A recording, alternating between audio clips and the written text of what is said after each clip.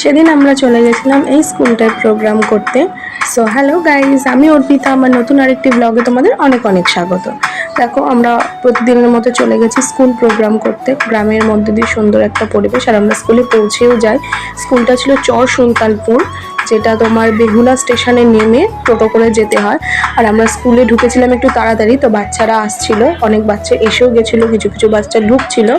তো তখনও আরও কিছু বাচ্চা আসার দরকার ছিল, কারণ বাচ্চা বেশি না হলে হবে না।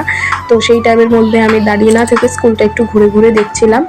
আর স্কুলটা অনেকটাই পুরনো, আর একটা গ্রাম্য পরিবেশের মধ্যে স্কুল।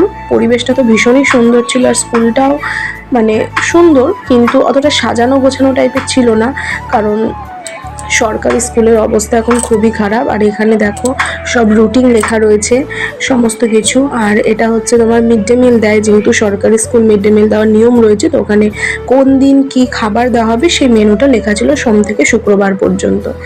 আর তারপরে আমরা দেখি যে সমস্ত বাচ্চারা যখন চলে এসছে, খুব একটা বাচ্চা তখনও আসেনি, কারণ এখন গরমের ছুটি পড়ে গেছে। তো এটা অনেকদিন আগের ভিডিও। তো তখন গরমের ছুটি যেহেতু পড়বে সেই সময়টা প্রচণ্ড গরম ছিল, অনেক বাচ্চা স্কুলে কম আসছিল। তো সেজন্য আমরা ক্লাসরুমে প্রোগ্রামটা করিনি, ওরা প্রেয়ার লাইন করছিল। তো সেই টাইমটাই আমরা ওদের প্রেয়ার কমপ্লিট হয়ে যাওয়ার পরে আমরা স্যারদেরকে রিকোয়েস্ট করি যে আমরা প্রেয়ার লাইনেই করে নেবো, তাহলে সব বাচ্চাদের একসাথে আসবে। তো স্যাররাও রাজি হয়ে যায়, সেই মতো আমরা প্রোগ্রাম করি। এবং প্রোগ্রাম শেষে স্যারদেরও অসংখ্য ধন্যবাদ জানিয়ে বাচ্চাদের সাথেও ইন্টারাক্ট করে আমরা আবার বেরিয়ে চলে আসি।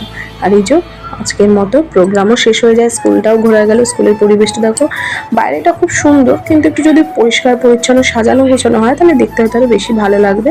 তো যাই হোক, আজকের মতো ভিডিওটা এখানেই শেষ। সবাই ভালো থাকবে, সুস্থ থাকবে, নমস্কার।